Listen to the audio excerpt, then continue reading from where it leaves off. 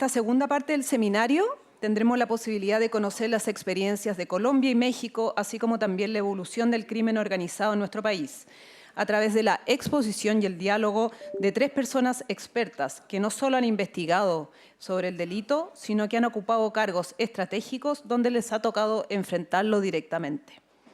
El panel será moderado por Jorge Nasser, presidente de la empresa Alto, y contará con la participación de Juan Carlos Buitrago Arias, brigadier general de la Policía Nacional de Colombia, Víctor Hugo Ramos Ortiz, ex jefe de Estado Mayor Policial de la Secretaría de Seguridad Pública de Ciudad de México, y Pablo Ceballos, ex oficial de inteligencia de Carabineros de Chile. Un aplauso, por favor. Primero quiero agradecer aquí a nuestros queridos invitados, que tienen una vasta experiencia en materia de crimen organizado, no solo porque le ha tocado combatirlo directamente cada uno en sus países, ¿no? Trabajando directamente con los presidentes de la República o con los gobernadores, o también desde el área de Carabineros y después transformarse en un connotado académico y escritor además, ¿no? Como Pablo.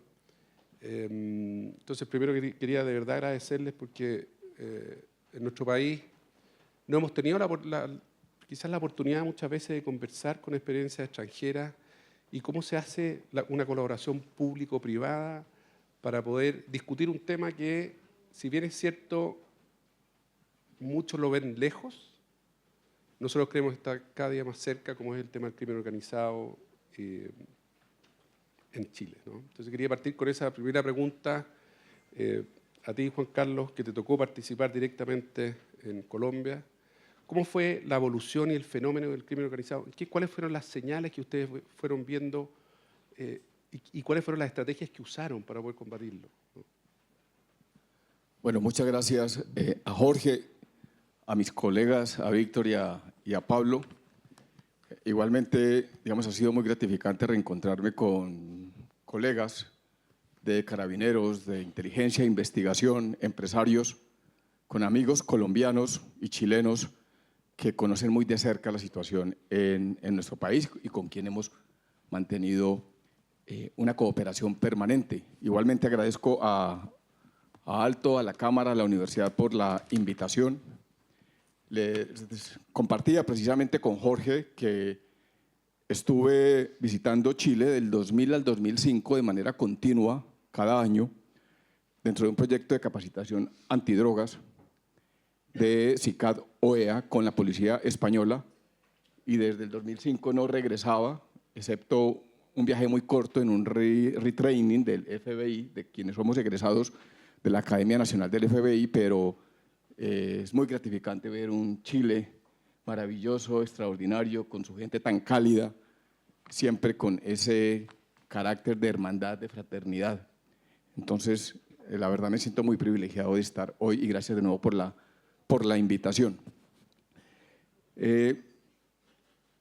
Para responder a la pregunta de Jorge, quiero contarles un poco que durante 33 años estuve en la Policía Nacional de Colombia en el ámbito de inteligencia e investigación criminal, combatiendo desde diferentes ángulos al crimen organizado transnacional, el narcotráfico, el terrorismo, cooperando a nivel de Interpol, Ameripol, Europol, etcétera, pero también como director de la Policía Fiscal y Aduanera y como jefe de operaciones de inteligencia y contrainteligencia de Estado de la Dirección Nacional de Inteligencia. Siendo director de la Policía Fiscal y Aduanera, decidí pasar al retiro de manera propia, por voluntad propia, y allí hicimos un trabajo muy estrecho con el sector privado. Y por eso quiero también señalar que con Alto, a quien tuve la oportunidad de conocer mientras fui director de la Policía Fiscal y Aduanera, y su equipo en Colombia, hicimos un extraordinario trabajo de cooperación público-privada, que es una de las hojas de ruta fundamentales y determinantes cuando se trata de construir país, que es lo que nos debe ocupar a todos cuando tenemos sentido de responsabilidad social. Y gran parte de esa razón por la cual estoy aquí es por eso, resultado de esa confianza que se construyó con Alto cuando fui director de la Policía Fiscal y Aduanera, que creo que es un referente importante, un ejemplo que se necesita en la medida en que confianza, credibilidad y reciprocidad son factores determinantes cuando se trata de construir país de manera asociada entre el sector público y el sector privado. Y aquí, en esa experiencia desde inteligencia e investigación criminal, creo que Colombia logró a finales de los 80 y en los 90 cambiar de manera estructural su esquema mental, su estructura y su arquitectura institucional, y sobre todo prevaleció el ejercicio de la aplicación de la ley en el propósito de golpear de manera estructural el crimen organizado, tanto el terrorismo como el crimen organizado, el narcotráfico, que estaban básicamente colocando en jaque el Estado social de derecho en nuestro país. Y si Colombia logró a finales de los 80 y en la década de los 90 conjurar esa amenaza que básicamente, como lo indicaba al comienzo, colocó en jaque, en inminente crisis, el Estado, la estabilidad democrática, Pablo Escobar, por un lado, el cartel de Medellín, por el otro, las guerrillas por el otro, las autodefensas por otro lado, y los escuadrones de la muerte, también por otro lado, fueron amenazas que se consolidaron en nuestro territorio y que llevaron a que el Estado cambiara, repito, en su conjunto, con todos los actores movilizándose en la misma dirección, en el propósito de entender que la amenaza era inminente, que era creciente y que estaba en juego la democracia.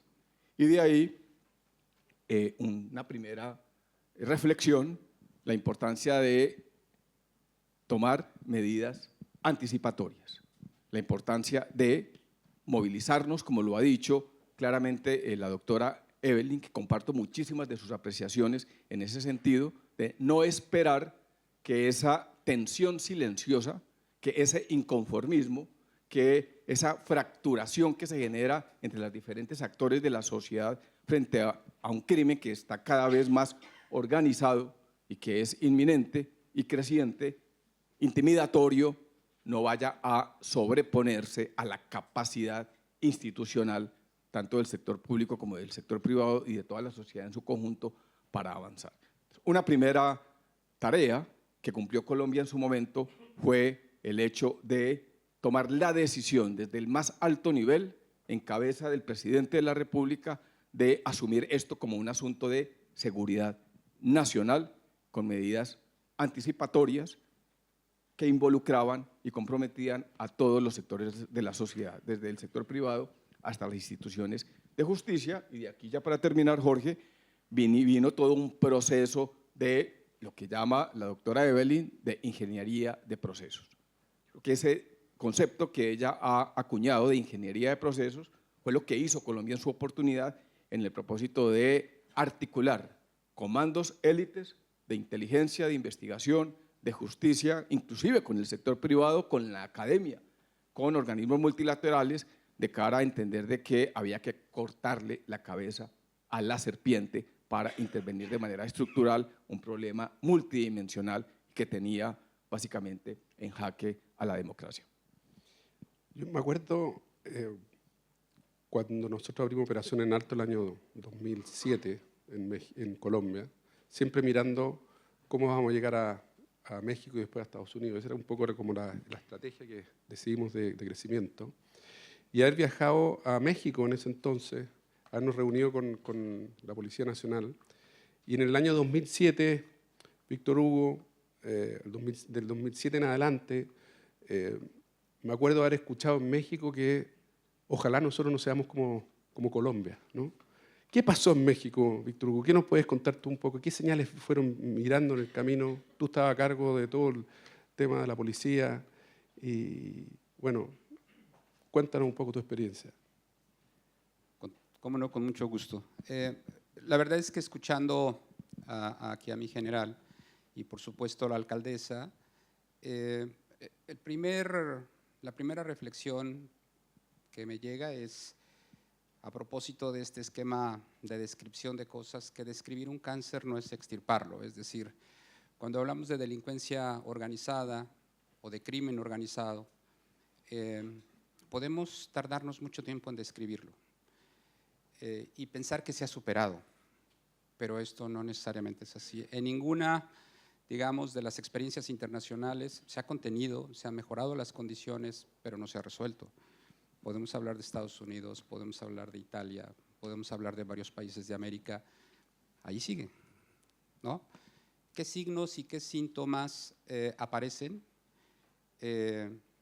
Explicaba yo hace unos días en una reunión que lo primero es que las cosas empiezan a cambiar. Es decir, que hay cierta tolerancia a cosas que antes no sucedían. Hoy en México, cada 15 minutos hay una ejecución a propósito de delincuencia organizada. Cada 15 minutos. Promedio, en este sexenio, 90 homicidios al día. Es decir, va creciendo la impunidad porque no se resuelven estos asuntos. No hay un sistema de consecuencias. Cuando esta debilidad institucional para procurar, administrar y sobre todo para prevenir delitos es latente, ahí hay un terreno fértil. Segundo, la delincuencia organizada empieza en cualquier país, no como se imaginan, sino es a partir de introducir sus recursos que vienen de otro lado al sistema financiero, a los sistemas financieros.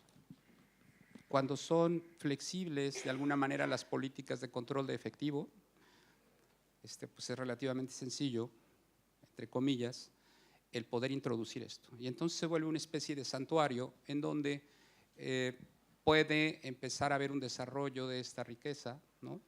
Puedes vivir tranquilamente porque hay cierta impunidad, hasta en tanto no aparezca un grupo contrario. Y cuando aparece este grupo contrario, empieza entonces realmente la parte virulenta del caso. Ese es otro de los síntomas. El tercero, sin duda, es internamente, y nos pasó en México, la negación, lo que tú decías. La negación como un proceso de suponer, y lo digo con todo respeto, es una forma de expresarse, pero pensar que las cucarachas vienen de la casa del vecino. ¿Sí? O sea, siempre son de fuera los que vienen y van a permear. Esto no necesariamente es así. Esto no necesariamente es así. Cuando ustedes imaginen a la gente de delincuencia organizada vistiendo con joyas o como toda esta cultura de narcocorridos y todo este rollo, no. Regularmente la gente vinculada a delincuencia organizada es gente que ha incluso estudiado en universidades extranjeras, que tiene dominio más de un idioma, que tiene una visión muy global de los negocios, y justo por eso son prósperos. Hay una parte armada que utilizan de las regiones en donde están y entonces le ponen una marca. La marca puede ser la que quieran, Jalisco, Sinaloa, Cali, la que quieran. Es una marca. Eso es para atemorizar al otro. Pero esa ya es una parte última, insisto, es la parte más virulenta. Adicional, otro síntoma que nosotros nos percatamos y que por supuesto esto suele transferir una experiencia, no es porque suceda en Chile, yo no conozco la situación de Chile, pero tiene que ver con las adicciones. Cuando empieza un proceso de no medir las adicciones, el daño que genera en los jóvenes, el problema de salud pública que se va generando, ahí es cuando las familias empiezan a sentir. Yo siempre les hago saber que es un proceso económico, así lo deben entender. La masa de ganancia de un cargamento de droga, de una tonelada de cocaína o de N cantidad de cápsulas de fentanilo, que antes se ganaba un grupo de personas, el proceso de descomposición viene cuando se vuelve la tasa de ganancia. ¿Qué significa? Aparece el narcomenudeo, aparecen los grupos que empiezan a vender en la discoteca, en los antros, en ciertos lugares, y hay un problema de consumo generalizado. Esto para mí son síntomas sine qua non de que hay un proceso de descomposición que puede llegar a temas de violencia. Es decir, cuando empiezas a tolerar este tipo de cosas y no generas una política pública integral, sigues trabajando en silos, el de salud no tiene que ver con el tema de seguridad, o el de seguridad no tiene que ver con la economía, o el de economía no tiene que ver con quien controla los impuestos, pues se vuelve un problema. Hay un principio militar que yo utilizo mucho que dice que donde hay orden hay resultados, donde no hay orden solo catástrofes se pueden esperar. Y entonces hay un principio de orden, hay un deber de cuidado que empieza incluso, siempre lo digo, desde la casa, desde el cuidado de los hijos, y evidentemente el tema de la prevención es fundamental. En ese sentido, pues lo que a mí me gustaría expresar en este foro, a propósito de los colegas tanto de Chile como de Colombia, es que cuando uno se coordina en lo ordinario, las cosas funcionan bien. Pero no te quieras coordinar en lo extraordinario cuando no lo hiciste en lo ordinario. Por esto estos foros, este intercambio de ideas es fundamental para prevenir alguna situación que hoy todavía no se presenta en Chile. O puede estar en una fase muy incipiente, pero hay que tomar las medidas necesarias. Muchas gracias. También Pablo, que hoy día sacó una columna en El Mostrador, muy interesante a propósito de reclutar menores de edad, que también fue un fenómeno que se dio transversalmente en Latinoamérica, ¿no? Tanto en Colombia como en México. ¿Tú ves que de alguna manera estamos llegando a ese punto? Sí, yo primero dar las gracias a todos los asistentes, a mis colegas de acá. Yo soy investigador de campo, he tenido la oportunidad de trabajar con expertos en el trabajo en terreno, ¿no es cierto?, en América Latina, en México también. Y hay varios componentes que son claves para llegar a esa pregunta. Yo creo que lo primero es lo que dice Víctor. Quizás tenemos que, para poder entender, sobre todo en este ambiente en el que estamos hablando hoy día, pérdida del retail y todo eso, que el crimen organizado es esencialmente, o debiéramos entenderlo como un modelo económico que tiene un objetivo, que es tomar las ganancias de las múltiples economías ilícitas e inyectarlas en las economías formales. Ese es el objetivo. El método es el que hoy día a países que no estábamos acostumbrados como Chile, Costa Rica, Ecuador en su momento, es el que nos complica porque es un método extremadamente violento. Ahora, ese método extremadamente violento, que lo hemos visto por ejemplo con la emergencia de organizaciones criminales relativamente nuevas como el Tren de Aragua, tiene un componente súper complejo, creo yo, que tiene que ver algo que no creo que podamos discutir hoy día, no creo que haya mucha gente que no lo crea, que es la evolución de Darwin, ¿no? Evolución darwiniana. Cuando un modelo resulta exitoso, todo tiende a ser replicado. Entonces ahí tenemos un problema en Chile, que era un país, al igual que Costa Rica, insisto, o que Ecuador en su momento, que no estábamos acostumbrados a las lógicas del crimen organizado que hoy día vemos, que son lógicas esencialmente de control de territorio y de mucha penetración y corrupción. Son lógicas diferentes, donde otros países están un poco más avanzados, pero eso no significa que nosotros no vamos a llegar a ese nivel de avance. Pero nosotros tenemos un componente que no estamos observando. Como hay una evolución del crimen organizado, un modelo exitoso, que es extremadamente violento, que viene de dinámicas extranjeras, en nuestra criminalidad local también se está produciendo un cambio desde hace varios años, probablemente 15, 20 años, un cambio que tiene muchos puntos en común y que va a hacer que la transformación de nuestra delincuencia común y el choque con la criminalidad emergente de origen extranjero tengan que en algún momento juntarse.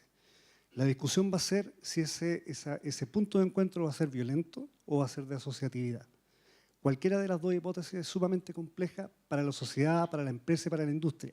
Entonces, ¿dónde se está desarrollando ese proceso en Chile? Lamentablemente se está desarrollando en nuestras prisiones, que es un lugar que hemos abandonado históricamente en América Latina y que no hay ninguna organización criminal grande, con vocación internacional, que se haya expandido, que haya decidido salir de la cárcel, avanzar por su territorio, salir de su país y llegar a otros países, que no haya surgido desde un recinto penitenciario. Por lo tanto, o se haya potenciado del recinto penitenciario. Puede haber surgido medio libre, pero se potenció en un recinto penitenciario. Tenemos un desafío tremendamente complejo. Solamente nosotros, los chilenos, tenemos 80 centros penitenciarios. Hay alrededor de 56.000 personas privadas de libertad y son como 130.000 los que están en el sistema penitenciario. En estos regímenes, solamente en Santiago hay 20.000 privados de libertad, en la región metropolitana, perdón. En el complejo de Pedro Montt, donde hay varias unidades que hay condenados y privados de libertad porque están en investigación, hay 11.000 personas. De las fichas de clasificación que hace Gendarmería establece que el 82% de las personas que ingresan a un centro en prisión preventiva se declaran adictos. Imagínate el mercado que puede significar eso para una empresa criminal que controla una cárcel. La gobernanza criminal de cárceles es lo que ha fomentado, desde mi perspectiva, el crecimiento de estructuras que avanzan en América Latina y que llegan a países donde esto no era conocido. Si tú entiendes que el 82% de una población penitenciaria se declara adicto y tú logras ser el que administra la venta de esa droga, tus ganancias son tremendas porque el valor de una sustancia ilícita adentro es entre 3 a 10 veces más caro que 5 metros fuera de los muros. O sea, es mucho más rentable dominar un territorio intrapenitenciario que está bajo el resguardo del Estado que luchar por un territorio que no se controla. Entonces, cuando uno entiende a la pregunta que tú me haces, que el objetivo, uno de las características esenciales que tiene el crimen organizado es permanecer en el tiempo, donde las economías son rentables para ellos y van conformando un sistema, un ecosistema criminal, surgen dos temas que son diferenciadores. En los años 80 y 90, el crimen organizado era el narcotráfico, era como un cohete con un puro motor que despegaba, el narcotráfico. 80, 90, cartel de Cali, Medellín, ¿no es cierto? México después, el 90, 2000. Hoy día ya no es un cohete con un puro motor, hoy día es una especie de avión con múltiples motores de economías ilícitas donde tú puedes apagar uno y el avión funciona perfecto. Y por eso en el control del territorio ya no solamente se vende droga, se extorsiona, se controla las redes de prostitución. Y la gracia para dominar eso es que sea solamente una estructura la que controle ese territorio. Y para eso necesariamente requiere el reclutamiento de niños y adolescentes. Claro, y ahí entramos un poquito en el tema de los mercados ilegales, ¿no? Donde nosotros hemos visto una evolución enorme en cuanto a cómo ha ido cambiando el fenómeno de la delincuencia, cómo se ha ido organizando, ¿no? Transformarse en un negocio tremendo, lo vemos desde el robo de cable, como estábamos viendo, que hoy día ya se exporta cable robado hacia afuera, en minería, lo que es el robo de concentrado de cobre, que es como muy parecido a lo que pasa en México con el robo de petróleo desde las cañerías, ¿no? Eso está, por regla general, controlado por bandas organizadas, ya no son personas que están robando simplemente por beneficio propio, sino que con el resto. ¿Cómo ustedes tres que están hoy día en el sector privado, ¿no? Y estuvieron muy involucrados en lo público, ¿cómo han visto, cómo ves tú, Juan Carlos, el tema de participar desde lo privado hacia lo público, ahora que tú estás en el privado, y sobre todo con esta dinámica de los nuevos mercados ilegales que han ido naciendo y que van complementando a muchas veces desde el narcotráfico o a otros, ¿no? Gracias, Jorge. Y Pablo tocó un punto que creo que vale la pena resaltar, y es ese escenario. Tengo ahora la oportunidad de coordinar el Centro de Estrategia y Prospectiva de la Universidad Militar Nueva Granada en Colombia, y estamos precisamente trabajando esa evolución, reacomodamiento y transformación de las organizaciones criminales de Latinoamérica y el Caribe, donde su principal motivación, como todos lo sabemos, son las rentas criminales o la economía criminal, que se mueve como un sistema global que ocupa entre el 8 y el 15% del Producto Interno global, donde el comercio ilícito de productos está en cerca de 800.000 millones de dólares, 800 billones de dólares, por encima del narcotráfico, del tráfico de armas, del lavado de dinero, etc. El comercio ilegal de productos. ¿Por qué? Porque es la modalidad que menos riesgo y mayores beneficios le representa.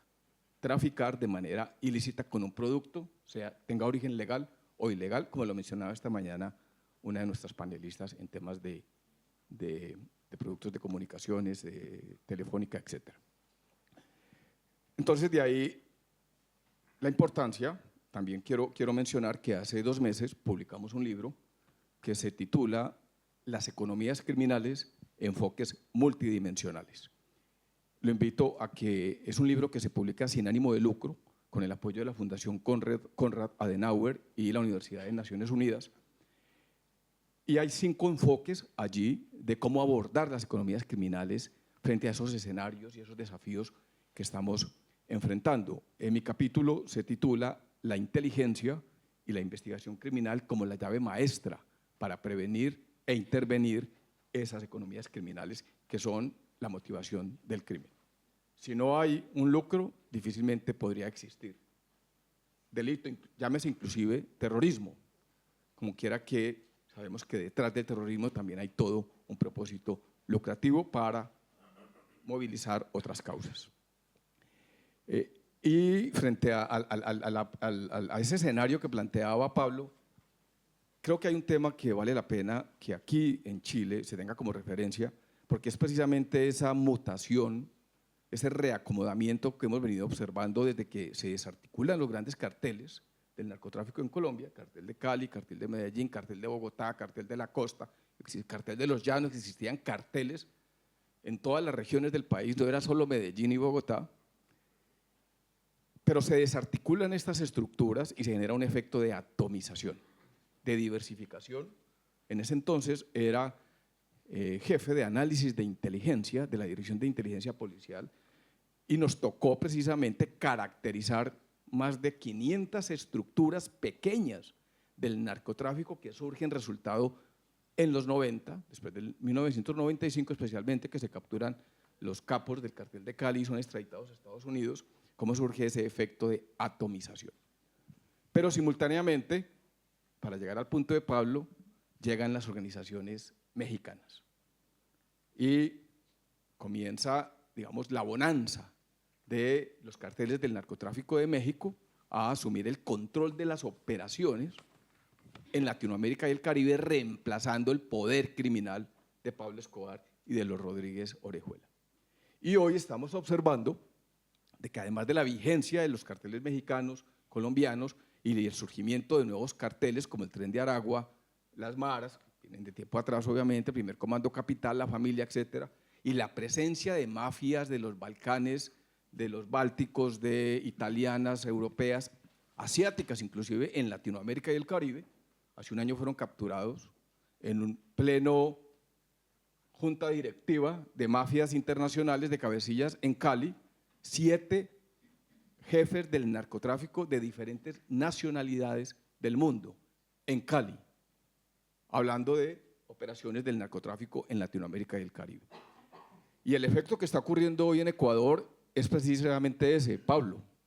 Están cooptando las mafias locales, que son muy locales, pero el poder criminal de estas mafias, con experiencia mexicana y colombiana y el Tren de Aragua, ya latinoamericana y del Caribe, y el Primer Comando Capital, está armando estructuras muy poderosas dentro de nuestros territorios, como está ocurriendo en Ecuador puntualmente y podría ocurrir perfectamente en Chile, y eso tiene una razón que podría ser explicada mejor por los sociólogos y por los criminólogos, etcétera, que tiene que ver con el ADN del ecuatoriano. En el ADN del ecuatoriano no está ese interés de ser el gran capo, el gran mafioso, el gran líder de una organización criminal de carácter transnacional. Entonces, ese ADN del ecuatoriano es lo que le ha facilitado a esas mafias del narcotráfico llegar, asumir el control de los puertos, absorber a migrantes de otros países, absorber la delincuencia local ecuatoriana y tener mano de obra barata, poderosa y tener allí estos criminales locales para operar en su país, como ocurre en muchos países de Centroamérica y también del sur. Y ya para responder su pregunta, Jorge, disculpe, pero quería precisamente colocar ese punto como advertencia de lo que podría ocurrir en Chile. El chileno que tiene mentalidad criminal o que es vulnerable es proclive a asumir el control y a convertirse en un gran mafioso, en un capo internacional, transnacional del narcotráfico. Tiene las condiciones, o las mafias extranjeras, los carteles hoy vigentes, más de 436 organizaciones criminales poderosas, caracterizadas por Inside Crime, 436.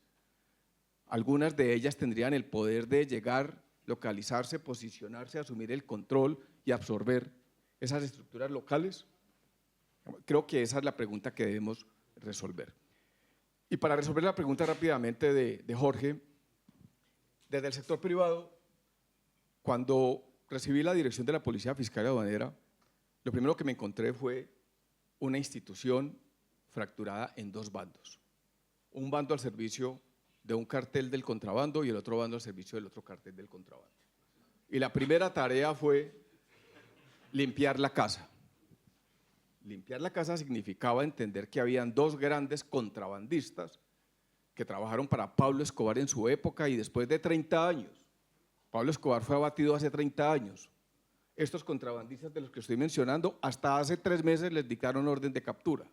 De ahí la importancia de que despertemos frente a lo que significan las economías criminales y donde el contrabando, el comercio ilegal de productos, el comercio ilegal, se ha convertido en la principal modalidad para monetizar los dineros resultado de cualquier actividad criminal, del narcotráfico, de la trata de personas, del tráfico de armas, de la minería ilegal, etc. Por eso estamos muy involucrados hoy con esta publicación y con proyectos a nivel de Latinoamérica y el Caribe de estrechar ese esfuerzo público, privado, la academia, los organismos multilaterales y la sociedad para prevenir e intervenir el comercio ilícito de manera integral, de manera global, de manera regional. Y aquí lo que hemos hecho rápidamente es identificar cuáles son los factores determinantes que permiten que las rentas criminales alcancen ese nivel de preponderancia en nuestra sociedad. El primero de ellos, la corrupción. Donde hay delito, hay corrupción. Donde hay contrabando, hay corrupción. Donde hay economías criminales, hay corrupción. Segundo, la importancia de intervenir esa fragilidad institucional. No todo puede ser una broma. La fragilidad institucional es uno de los factores preponderantes. Yo leía las encuestas y la confianza en las instituciones y en el sector privado en Chile es muy bajo, está entre el 22 y el 18%. Aquí hay que recuperar la confianza institucional, fortalecer la capacidad institucional en el propósito de lograr un trabajo recíproco, un trabajo en la misma hoja de ruta. Tercero, la importancia de entender que el problema no se soluciona localmente. El problema tiene que salir de las fronteras, tiene que ser regional, global. Yo vengo de estar en la India hace 3 semanas en Nueva Delhi hablando con la directora de aduanas, con la policía de New Delhi, con Europol, Interpol, Ameripol, hace 3 semanas en Buenos Aires, hace 2 semanas en Santa Cruz de la Sierra, ahora vamos a estar en Singapur precisamente tratando de entender por qué esa fragilidad institucional es la que no permite que haya un trabajo recíproco, efectivo, en confianza, creíble y contundente entre el sector público y privado y los organismos multilaterales de cara a conjurar todas esas amenazas de comercio ilegal y de crimen organizado que se está apoderando de nuestras instituciones. Cuarto, la resiliencia del crimen, el poder criminal, que hoy funciona, como lo han mencionado mis colegas, como redes complejas, que en unas latitudes se asocian y en otras están en un enfrentamiento sangriento. Hoy, la violencia en los puertos marítimos del Caribe, del Pacífico Sur, está por encima del 40%, resultado de esa disputa en algunos lugares o por esa asociación en otros, en el propósito de tener el control de la cadena de suministro de comercio exterior para asegurar la salida de droga y el ingreso de productos de contrabando que les permita monetizar y entrar en el sistema de economía criminal precisamente esos dineros ilegales. Y termino aquí indicando en materia de cooperación público-privada la importancia de trabajar con los organismos multilaterales, por un lado, Interpol, Ameripol, Europol. Acabamos de firmar convenio con OEA, el Departamento de Crimen Organizado Transnacional, para que nos acompañe en este proceso de prevención y de intervención de las rentas criminales en Latinoamérica y el Caribe, también con Naciones Unidas, y lo vamos a hacer ahora en el puerto de Miami, con otras autoridades del sur de la Florida.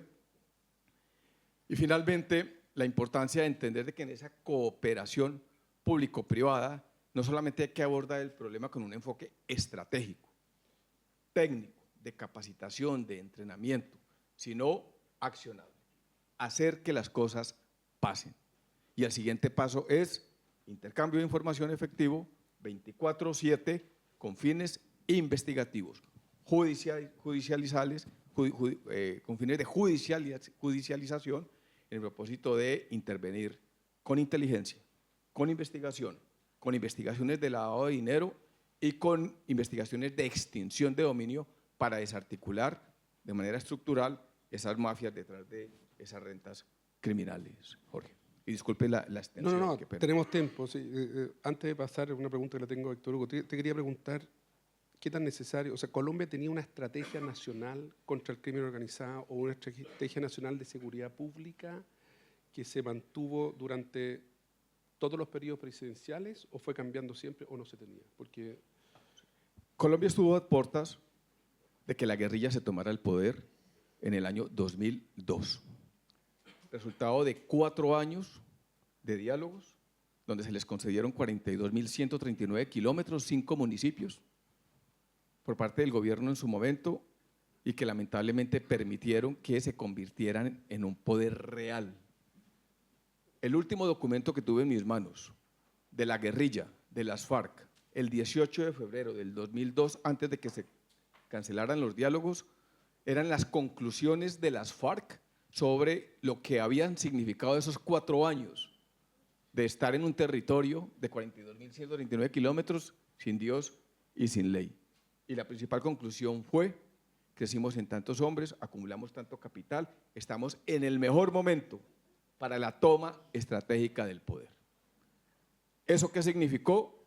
Que se eligiera al presidente Álvaro Uribe y que llegara la política de seguridad democrática, porque una guerrilla de 5.000 hombres terminó con cerca de 30.000 hombres durante ese periodo y ese sofisma de diálogo y de negociación que hubo durante 4 años, además realizando una diplomacia internacional donde recibían presidentes en este territorio que era básicamente una república independiente en nuestro país.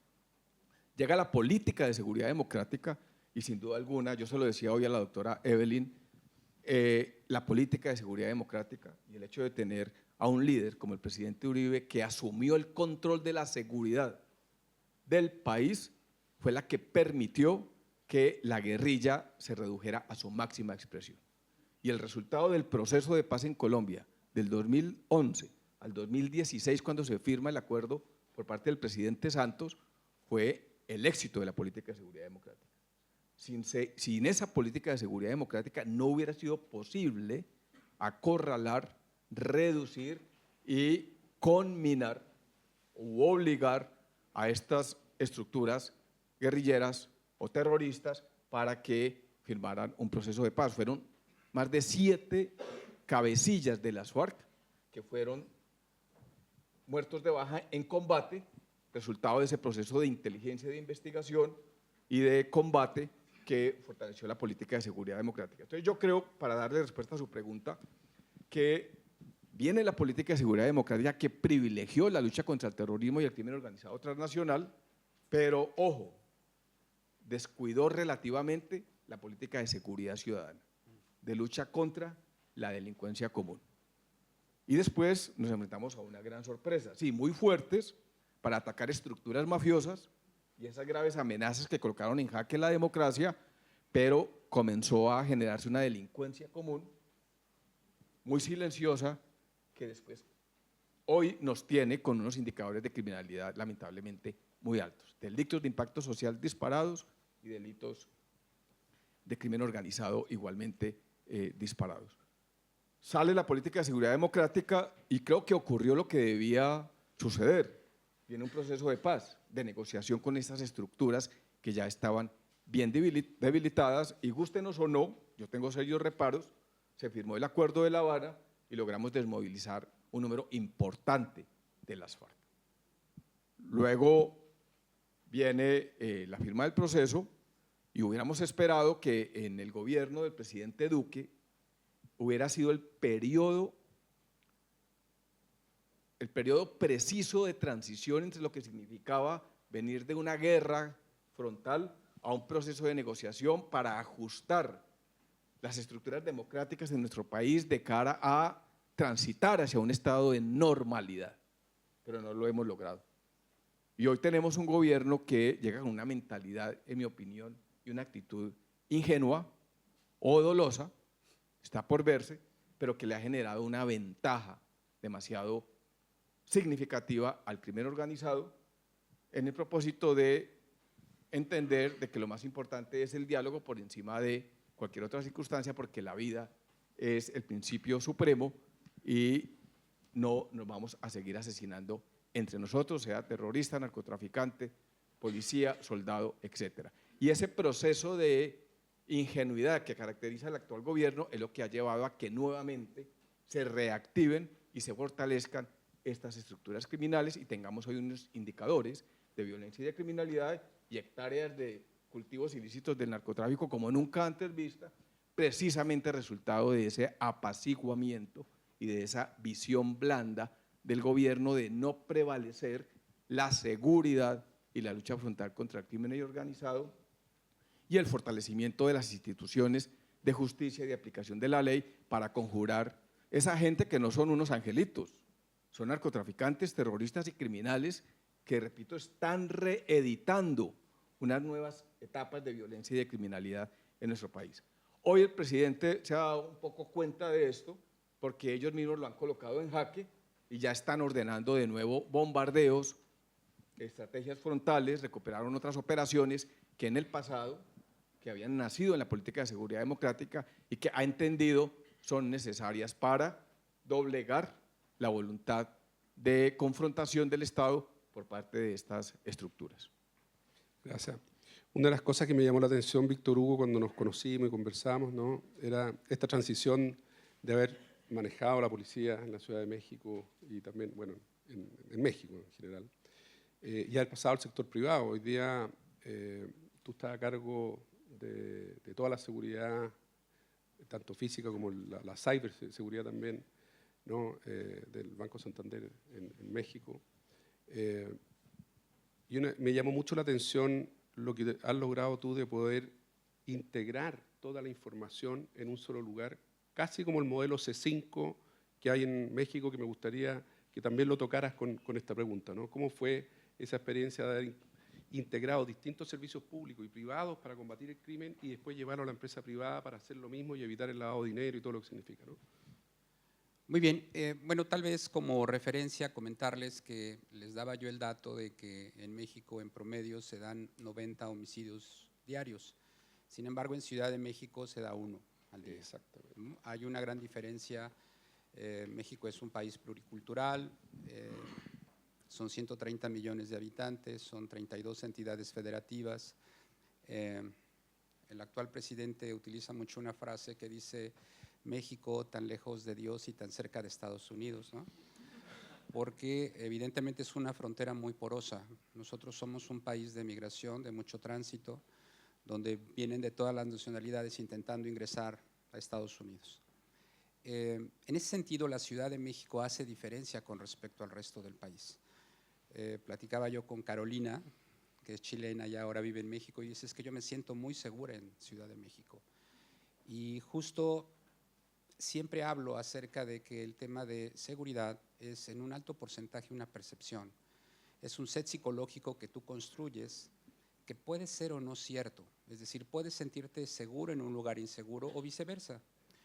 Sin embargo, hablando de la Ciudad de México y un poco tratando de establecer criterios muy básicos. Por ejemplo, debemos entender la inteligencia, es una sugerencia, como la información elevada al grado de certeza. La información que nos presentaron hace un momento, la verdad, fue muy rica, pero deja también muchas dudas. Como dicen, hay que utilizar más cuestionarios para poder explotar la data, porque esas dudas tendríamos que afinar el diagnóstico para ver en dónde invertimos, ¿no? Es un ejemplo. En Ciudad de México, el estado de fuerza policial de la Ciudad de México son poco menos de 100,000 hombres.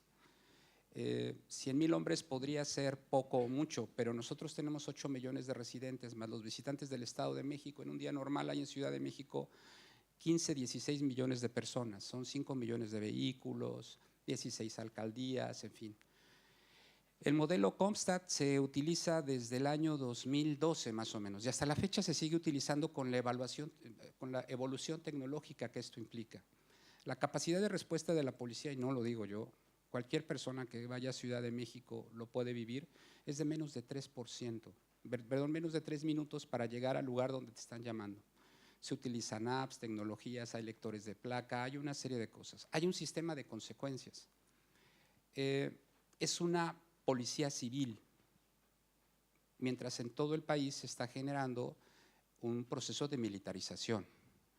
La ex jefa de gobierno ahora será la próxima presidenta del país. Y la verdad es que todos estamos con una amplia expectativa de que las cosas puedan mejorar, pero lo decía mi general, y los lacanianos, los psicoanalistas lacanianos lo utilizan mucho. La palabra no es la cosa. Seguridad no es que la tenga o la deje, es un proceso que se va construyendo. Ahora, ¿cómo hacer para elevar la información al grado de certeza a partir de los elementos que tienes a una empresa privada? La verdad es que no se puede Tanto el crimen organizado como la delincuencia común no se puede combatir si no generas puentes con la autoridad. Y puentes no solo de buena intención, sino de intercambio de información lícita, evidentemente el construir soluciones que impliquen al otro. Muchas empresas, yo recuerdo cuando estaba en Ciudad de México, Alto fue un buen canal, tenían, déjenme llamar así el concepto de manera respetuosa, cierto autismo. Suponían que la seguridad era de la puerta para adentro, ¿no? Y esto no es así. Esto no funciona así. Esto funciona a partir de construir un esquema conceptual, referencial y operativo entre la empresa privada, por supuesto, la autoridad y la legislación, porque a final de cuentas es lo que nos une. Adicional, quiero comentarles que mucho depende también, y esto lo comentaba hace rato mi general, miren, la corrupción es un proceso que se va infiltrando en las instituciones y también, por supuesto, en la IP, y es algo que hay que contener. Nos leían en las estadísticas hace rato de las mermas, cómo el robo interno pareciera que ha disminuido, ¿no? Pero sigue siendo una constante.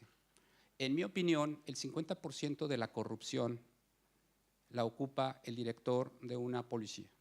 Si ese 50% está mal, el otro 50% considere lo que está mal. Pero la corrupción no solo es tomar dinero que no te corresponde. La corrupción también implica no tener la competencia para desarrollar una posición.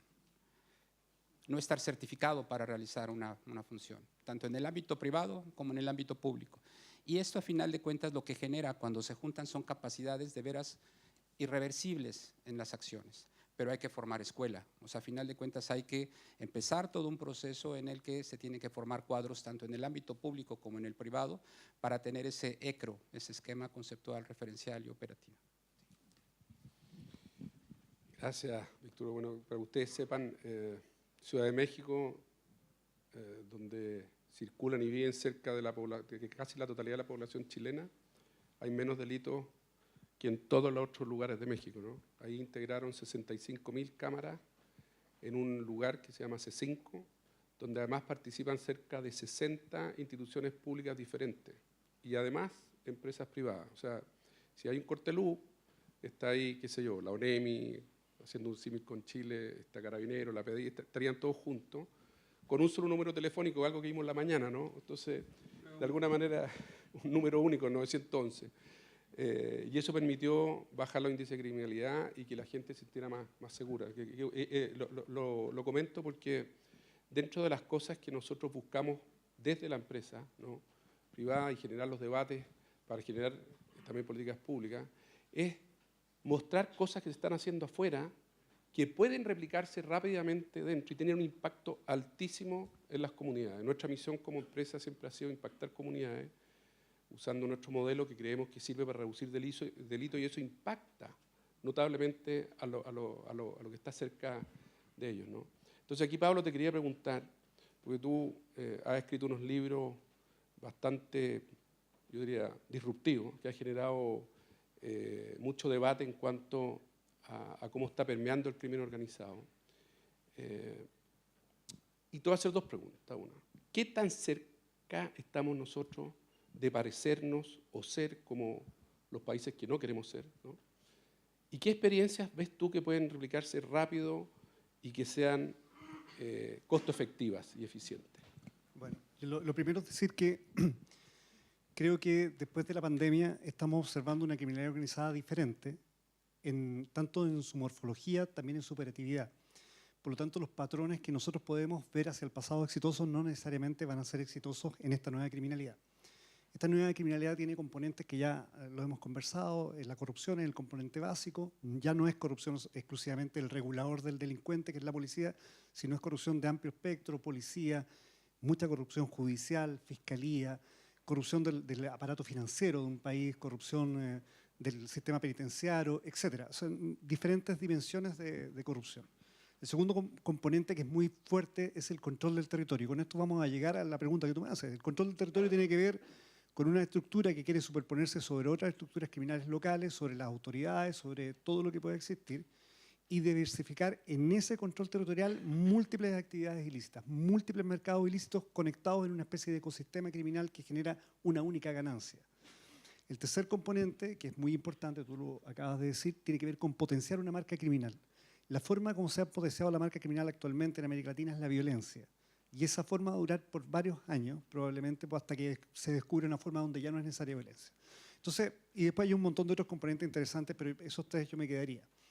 Entonces, a la pregunta, ¿en qué etapa estamos en Chile?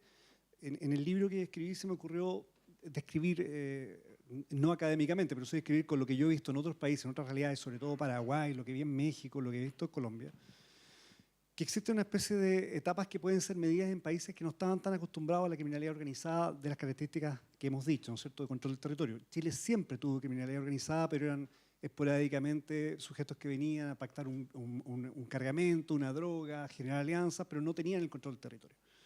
Entonces, hay una primera etapa que es muy violenta en estos países, que la vio Ecuador en su momento a partir del año 2018, yo creo, cuando empieza todo el proceso ya de descalabro completo, que está viviendo Costa Rica muy fuerte. Costa Rica es un país que no tiene ejército, que es el último botón de resiliencia que tiene un Estado, no lo tienen, que está viviendo Chile. Esa etapa inicial es muy visual, le puse en el libro la etapa de intimidación, que es la que vemos, ¿no es cierto?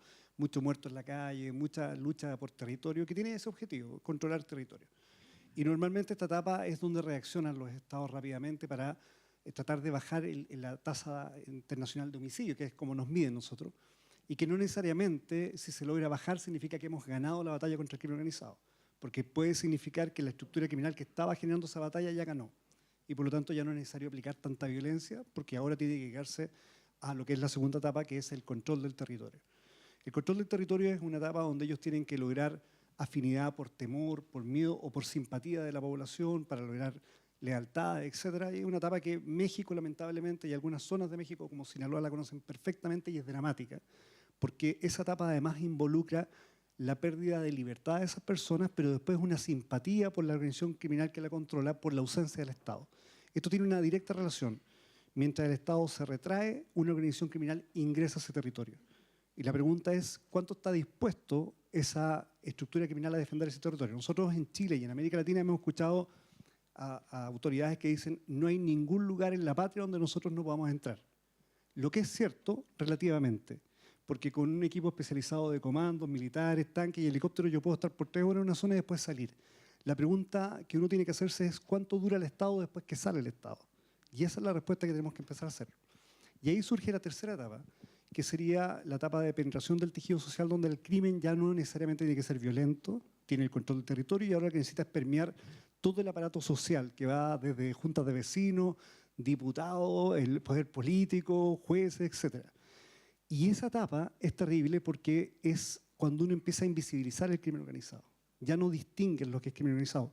El sur de Italia tiene esa etapa, ¿no es cierto? Nadie podría decir que, pero es una zona tranquila, donde uno puede dejar la bicicleta, no te van a robar. Pero si uno quisiera hacer un negocio en el sur de Italia, tiene que pactar con el líder que controla el territorio. Entonces, estas etapas son círculos concéntricos, no son etapas secuenciales. Podemos retroceder, avanzar, etc. Yo creo que el crimen organizado de origen extranjero vio en Chile una oportunidad criminal porque hay una cantidad de mercados desaprovechados que yo creo que convirtieron esto en América. Por ejemplo, el comercio ambulante ilegal en Chile no está necesariamente unificado a una única estructura criminal que la controle o un par de estructuras. Probablemente sí hay algunas, pero está más bien diversificado. La extorsión generalizada en territorios que controlan tampoco era algo explotado. De hecho, en Chile, por ahí está el general Basaletti, que me hizo clase y ha explicado mucho de esto, en Chile nosotros tenemos muy mala forma de medir esa data. Por ejemplo, hoy día, si uno analiza la cantidad de delitos de extorsión, vamos a tener bajos delitos porque seguramente en la comisaría le llaman amenaza condicional. Entonces no vamos a tener ese delito. De hecho, la tasa de homicidio puede que esté mal medida, y por eso la diferencia entre carabineros, investigaciones, fiscalía, porque a lo mejor un carabinero tipifica eso en la comisaría como hallazgo de cadáver con 3 orificios de bala, ¿no? pero hallazgo de cadáver. Entonces, claro, yo creo que vuelvo a lo mismo. En México lo miden también por desaparecido. O sea, Bueno, ya no también pasa la pérdida de cuerpo, que son señales, son hitos disruptivos del cambio criminal que tiene un país. Por ejemplo, nosotros vamos a tener un hito disruptivo en Chile cuando perdamos o no sepamos la existencia de un privado de libertad dentro de una cárcel. Eso va a ser un hito que tuvo México, la Picota fue el primero, o sea, que tuvo Colombia, que ha tenido México, muchos casos, y es un hito que nos marca presencia criminal. Entonces yo creo que cuando se ve que un país como Chile tiene oportunidades criminales porque tiene sistemas que estaban hechos para invertir en este país. O sea, nosotros cuatro, yo, los dos chilenos y ustedes dos, podemos ahora sacar un celular y hacer empresa en un día, ¿no es cierto? Y en una hora ya tenemos una empresa. A que nos fiscalicen va a pasar con suerte un año. Entonces podemos hacer maravillas en un año. Esos beneficios, tenemos una red de internet, ¿no es cierto?, única en América Latina, que es muy útil para la criminalidad organizada actualmente, sobre todo para el modelo extorsivo. Tenemos carreteras maravillosas, pero con poco control. Entonces, tenemos una oportunidad criminal tremenda. El tema es que también tenemos una delincuencia bastante hábil. Y con esto, un minuto nomás te doy, pero mira, si pudiéramos diferenciar aquí a nuestros colegas la delincuencia de Sudamérica y Centroamérica, diferenciarla con Chile, la delincuencia local, es que el delincuente chileno tenía dos cosas que los delincuentes para ese lado no tenían. Me refiero a los delincuentes de esos países. La primera es que el delincuente chileno le tenía miedo a la cárcel, porque consideraba que la cárcel era un lugar donde no podía trabajar, un accidente de trabajo le llamaban, ¿no? Un lugar donde tenía que salir rápidamente porque si no, no iba a perder plata. En Colombia, en Centroamérica, el criminal veía a la cárcel una oportunidad de continuar e incluso mejorar su actividad criminal. La segunda cosa que tenía el chileno, era que tenía miedo a la muerte. El delincuente chileno, ¿no es cierto? Hay muchos policías acá que saben que le tenían pánico a la muerte, y si de hecho tenían un problema con alguien, ese problema era entre él y tú, no era con tu familia. De hecho aquí, ustedes no lo van a creer, pero en las cárceles en Chile, cuando se definían hacer peleas de la cárcel, medían el nivel del estoque, tenían que ser iguales, si no, no era una pelea justa, imagínense. Y la pelea terminaba, si se elegía que era al primer corte, el que hiciera el primer corte ganaba, o si era muerte hasta que alguien moría, ¿no? Bueno, esas dos cosas cambiaron en Chile porque Chile tiene un componente criminal que yo no he visto en otros países, que el delincuente tiene una capacidad de adaptación, de aprendizaje y de cambio única. Entonces, tenemos dos cosas que están cambiando, la pérdida del miedo a la muerte, ¿no es cierto?, la resignificancia de la cárcel como una unidad de negocio y una capacidad de aprendizaje única. O sea, los chilenos fuimos los primeros que vimos, o los delincuentes chilenos fueron los primeros que vieron la oportunidad en las casas abandonadas de Los Ángeles para ir a robarlas. Y aprovecharon además de traer relojes que robaban ahí también y generaron todo un mercado que no existía. Fueron creados por ellos. Nosotros exportamos, si no me equivoco, insisto, está el general Pasalete, que es el hombre que más sabe de cifras de acá, nosotros exportamos el tema de ir a explotar cajeros automáticos a América Latina.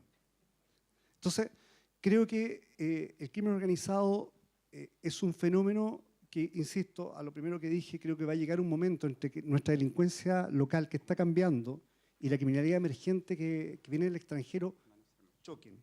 Y en ese choque, la pregunta es si va a ser violento o va a ser un choque de asociatividad o va a ser una mezcla de ambos. Y eso va a marcar los próximos 20 años de Chile, creo yo. O sea, hay que irse. No. No, y te digo por qué no. Te digo por qué no, porque hay algo que podemos compartir todos acá, y esto es súper serio. Hay algo que podemos compartir. Yo creo que en México, en Colombia y en Ecuador, instancias como esta no se dieron a tiempo. Se dieron post. No hay que irse, lo que hay que hacer es entender el tamaño, el problema, despolitizarlo de la política de trinchera. Esto no es un problema de quién quiere ganar una elección o quién no, quién gobierna o quién no. Esto es un problema de Estado, porque como va a durar al menos 20 años, no es un tema de un gobierno. Y si un gobierno decide hacer políticas A y el gobierno que viene decide hacer políticas B y ambas significan pérdida de tiempo y recursos, estamos fritos. Tener un diagnóstico compartido o por lo menos un marco teórico compartido de qué es lo que tenemos para que nadie diga, mira, este gallo está pasando ese rollo o esto es menos, necesitamos un presidente Bukele. No, necesitamos tener un marco compartido para tener políticas públicas estables. Y la empresa privada tiene un rol tremendo y lo explico por qué. Porque el Estado reacciona súper lento en comparación a cómo reacciona la empresa privada. La empresa privada puede que no entienda el fenómeno de fondo, pero sí sabe que tiene que hacer algo para poner cámaras que detecten, por ejemplo, como me contabas tú ayer, este movimiento, cuando alguien apunta a alguien o cuando alguien levanta las manos a través de inteligencia artificial. Y la empresa privada está avanzando eso, ha reclutado talento, ha tratado de aprender. El tema es que cuando la empresa privada se acerca al Estado, el Estado cree que viene a pedirle algo. Y yo creo que llegó el momento donde la empresa privada venga a ofrecer algo al Estado cuando está en una situación de crisis. ¿Qué es lo que puede ofrecer? Un conocimiento único de lo que está pasando en su propio ambiente. Y eso creo que es el esfuerzo de por qué no hay que irse del país, sino hay que fortalecer y proteger a nuestro país. Sí, de acuerdo contigo.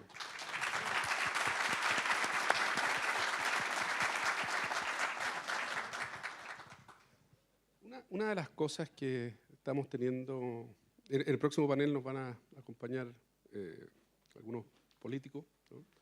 Entre ellos el senador de la Araucanía, que está aquí sentado, Felipe Kast. Ya le ha tocado vivir directamente el problema de la violencia de la Araucanía.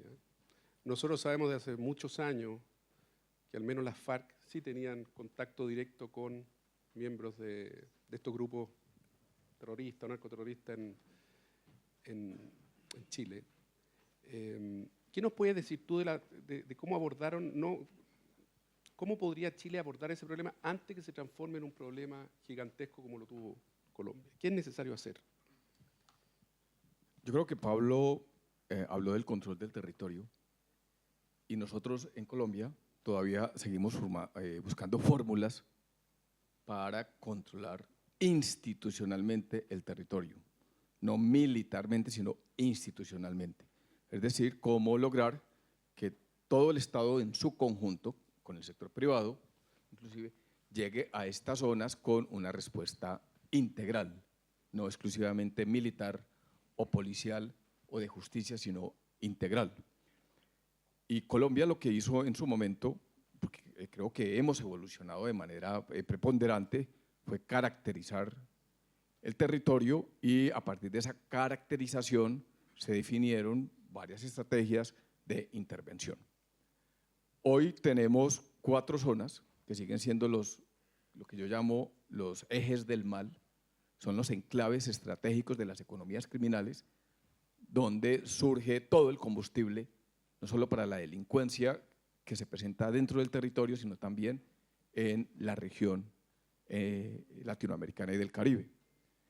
Son zonas fronterizas, con presencia de cultivos ilícitos, con una altísima productividad y desarrollo económico y con una altísima presencia de grupos al margen de la ley, sean guerrilleros, terroristas, narcotraficantes o grupos de autodefensa, pero convergen todos los males y en algunas zonas conviven por temor, por asociación o por extorsión con sectores productivamente instalados allí y en otras zonas están confrontados, han sido básicamente rezagados, sacados de estos territorios y asumido el poder y el control por parte de estos grupos al margen de la ley. Por eso mi primera recomendación es pensar en el control institucional del territorio, no solamente el control militar y policial, porque controlar militar o policialmente el territorio significa seguir en ese círculo vicioso. En ese círculo vicioso donde vamos a estar en un periodo de prolongación, de confrontación, de tensiones, casi que perdurable. Por eso la importancia de pensar en un enfoque integral de llegada a estos territorios, diferenciando muy bien lo que es una zona urbana de una zona rural, como quiera que las condiciones son diferentes. Segundo, necesariamente, como lo mencioné en un comienzo, hay que prevalecer el concepto de seguridad.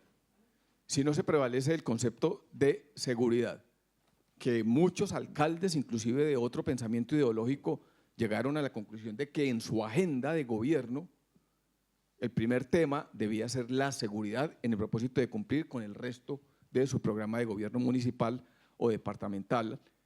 Y esto llevó a que Bogotá, por ejemplo, alcanzara unos indicadores muy importantes, inclusive redujo de manera considerable la tasa de homicidio, y en los últimos gobernantes de Bogotá han sido gobiernos de izquierda.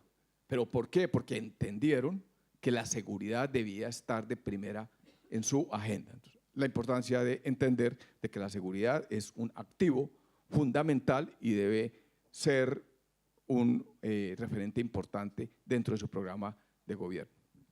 Y tercero, yo creo que definitivamente hay que trabajar movilizando a toda la sociedad, no en el propósito de generar temor, pánico, como lo hablábamos antes de ingresar a esta jornada, sino entender de que hay circunstancias de coyuntura que demandan anticiparse con agresividad. Anticiparse con agresividad significa de que no podemos esperar que la delincuencia, el crimen organizado y estos terroristas que tienen una mentalidad criminal, de manera silenciosa, sistemática, juiciosa, inteligente, como lo hizo el cartel de Medellín, o de manera confrontacional, como lo hizo el cartel de Cali y como lo hizo el cartel de Medellín, que fueron dos modelos diferentes. Unos se enfrentaron jurídicamente al Estado y cooptaron las diferentes esferas del poder, los otros decidieron cooptar las bases del poder y enfrentar de manera frontal a los sectores de poder del Estado. Pero sí la importancia de entender de que el crimen organizado actúa con diferentes modalidades, cooptan los sectores de las sociedades de diferentes dimensiones y aplican estrategias y modalidades específicas. Hay que entender claramente, caracterizar claramente ese modus operandi del crimen organizado a partir de la fisonomía que entendamos de cada uno de ellos e intervenirlo de manera racional, inteligente, integral y movilizando, repito, a la sociedad en su conjunto.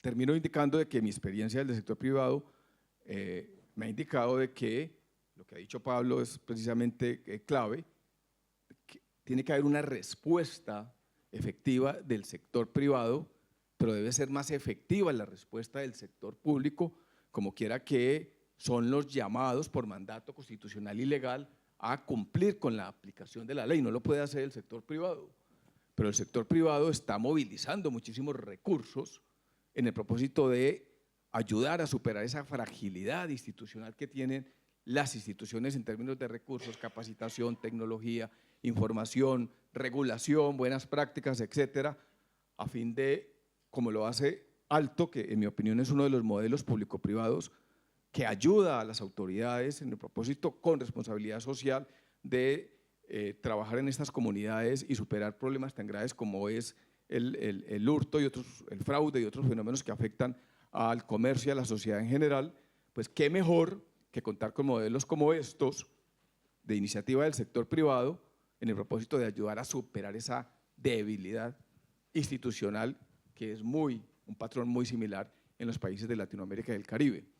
Yo vengo, como le indiqué Jorge, de estar participando en unos modelos público-privados en Europa, Asia y en el norte de África, y estamos trabajando en Latinoamérica y el Caribe, y la gran diferencia entre Latinoamérica y el Caribe, y especialmente Europa y parte de Asia, está en la debilidad institucional de Latinoamérica y del Caribe, la fragilidad de nuestras instituciones, la posibilidad de que estas mafias del crimen organizado asuman el control de los puertos marítimos, donde se está incrementando la violencia y la criminalidad, para controlar la cadena de suministro, de exportación y de importaciones con esos propósitos delictivos que hemos mencionado, como ocurre en Guayaquil y San Antonio, que de acuerdo con Naciones Unidas se ha convertido en los principales puertos de exportación de cocaína, es porque están ingresando cantidades abundantes de productos ilícitos a través de los cuales se monetiza estos dineros ilegales. Paraguay, acabo de conceder una entrevista hace una semana, porque Paraguay se ha convertido en escenario atractivo de las mafias del narcotráfico para comprar volúmenes, para comprar contenedores de cigarrillos que se producen allí, tiene una sobreproducción de 100 billones de cigarrillos para un consumo de 1.5 y una exportación de 4.5, ¿pero por qué? Porque pueden adquirir de manera fácil contenedores de cigarrillos para incorporarlo en el sistema financiero de contrabando y entrar en ese círculo de economía criminal para monetizar y lavar el dinero producto de sus actividades ilícitas. Entonces, Chile, como lo ha dicho Pablo, tiene que colocarle el foco a cuáles son los enclaves que resultan atractivos para el crimen organizado transnacional, si es que van a cooptar las diferentes esferas del poder o simple y llanamente lo que le interesan a estas mafias es cooptar los puertos marítimos para asumir el control de manera pragmática, el control de una cadena de suministro, que es lo que más créditos de alguna manera le representa. En Colombia, como las mafias se politizaron, entonces terminaron cooptando el poder local, luego regional y terminaron colocando el 35% del Congreso de la República. En Colombia era mafioso, estaba pagado, reconocido por los mismos mafiosos y por eso tantos congresistas desfilaron por las cárceles, porque el proceso de cooptación y la corrupción sistemática y estratégica a través de la modalidad de entrampamiento que llamó la mafia, no es que los políticos me pidieron que los financiara y por esa razón los colocamos en el poder, ahora el poder es nuestro, de las mafias, lo dijo Pablo Escobar y lo dijo el cartel de Medellín. Entonces, digamos, muy importante desde el punto de vista de la caracterización de esas mafias, su motivación y cuáles son los enclaves que en el Estado los hace atractivos en el propósito de avanzar en ese proceso de cooptación. Bueno, para ir cerrando el ciclo de este conversatorio tan interesante, en los próximos 2 minutos, ¿no? O 1 minuto cada uno, 1 minuto cada uno, desde ahora ya, ¿no? 1 minuto cada uno, ¿qué nos podrían decir o nos podrían asesorar o decirnos qué cosas tendríamos que hacer en Chile rápidas, efectivas, para lograr ir controlando los problemas que estamos hablando, tanto crimen organizado como de delincuencia común, que también afecta al crimen organizado cuando hay oportunidades, ¿no? Pablo. Bueno, yo parto con lo mismo. Creo que la primera etapa, y creo que vamos avanzando positivamente eso, es despolitizar el concepto de criminalidad organizada para tener un diagnóstico compartido, un marco base para poder trabajar en una política de Estado. Ese es lo primero, sin eso no hay nada. Creo que hay que fomentar observatorios ciudadanos o observatorios no gubernamentales de al menos la evolución del crimen organizado, del gasto público.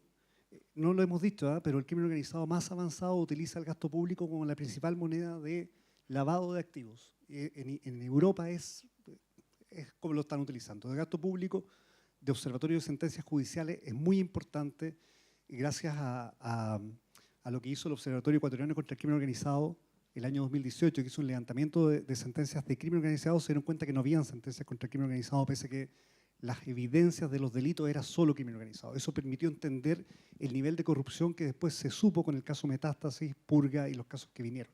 Por lo tanto, yo creo que esas son las cadenas. Y segundo, o final, creo que la empresa privada tiene una obligación moral de entregar sus conocimientos en mesas públicas con el Estado para buscar políticas públicas de un intercambio público-privado para enfrentar una amenaza que en el caso de Chile es novedosa, es nueva y puede tener consecuencias que afecten no solamente lo que nosotros consideramos como Estado de Derecho, sino que afecta esencialmente nuestra democracia. De aquí al surgimiento de líderes populistas es un paso, y eso ya lo hemos visto bastante en la región. Gracias. Víctor Bueno, Hugo. muy rápido, lo primero es cabeza fría, ¿no? Esto es un proceso que implica tomar acciones, pero con la cabeza fría. Segundo es trabajar en equipo, buscar este trabajo colaborativo. Por supuesto, coincido completamente con Pablo de que en la IP hay competencias que no necesariamente tiene el gobierno. No es solo un trabajo del gobierno, es un trabajo de todos. Ponerse en mangas de camisa es fundamental y empezar a actuar ya, con un enfoque preventivo. Y por último, a mí me parece que si hay algo que no puedas medir, no lo vas a poder cambiar. Me parece que es fundamental tener un balance scorecard donde puedas poner indicadores muy claros para ver si las cosas van mejor. Quiero cerrar diciendo que México es la 14ª economía mundial, es un país fuerte, nuestra moneda es fuerte. Sin embargo, tenemos un problema de delincuencia organizada. Si nosotros, como esperamos en el corto plazo, podemos contenerlo y minimizarlo, va a ser un país extremadamente rico. Se los digo sinceramente. ¿Por qué es necesario combatir, aparte de todos los costos sociales, de adicciones de las que hemos hablado? Porque Chile es un país muy grande, es un país muy importante y lo debe seguir siendo. Si no toman las medidas a tiempo, va a contener su crecimiento y van a empezar a padecer. La seguridad es como el oxígeno. Cuando lo tenemos no pasa nada, pero cuando nos empieza a faltar, sentimos que nos morimos. No esperen eso. Tomen acciones. Siempre con la cabeza fría. Sería mi comentario. Gracias.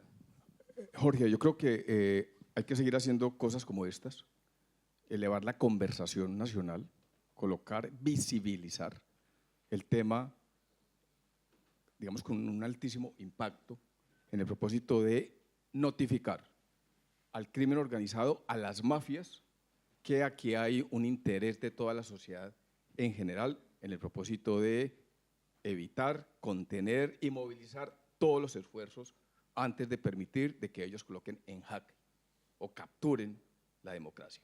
que es el tema de la conversación nacional, de visibilizar y de tener la valentía de notificarlos públicamente de que hay bastantes actores de la sociedad en el propósito de moverse en esa dirección, es un requisito.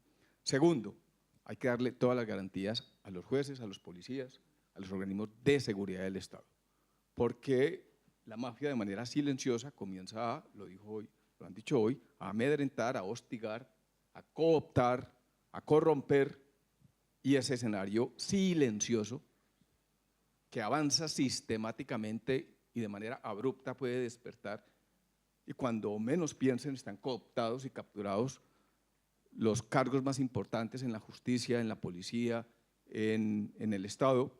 Creo que debe generar toda una estrategia por parte de todos los sectores, especialmente del Estado, en el propósito de darle las garantías. Lo que está pasando en Ecuador, están asesinando ya a los jueces y a los policías y colocando bombas en las estaciones de policía. Creo que hay que anticiparse a ese escenario porque lo harán de manera silenciosa o de manera frontal. Y tercero, yo creo que el sector privado nunca debe abandonar al Estado. Nunca debe tomar distancia ni del gobierno, ni de su policía, ni de la justicia, ni de los organismos de investigación. Lo peor que pueda ocurrir, y lo hemos analizado en Colombia, es que porque no nos gusta el gobierno, porque tiene otra ideología, etcétera, o porque el presidente fue guerrillero, etcétera, entonces vamos a distanciarnos de la institucionalidad. No, al contrario, es cuando más debemos estar adentro de la institucionalidad, acompañando a los policías, a los soldados, a los investigadores, a los agentes de inteligencia, a la justicia, en el propósito de evitar precisamente que ocurra un desastre. Y la única manera de saber si va a ocurrir un desastre es estando adentro, midiéndole la temperatura con un termómetro permanente que nos permita identificar esas alertas que pueden ser catastróficas para nuestra democracia. Bueno, en nombre de la Universidad Adolfo Ibáñez, de la Cámara de Comercio de Santiago y de Alto, queremos agradecer a este tremendo panel con este aplauso de ustedes y invitarnos a que nos sigan dando ayuda, ¿no? Muchas gracias.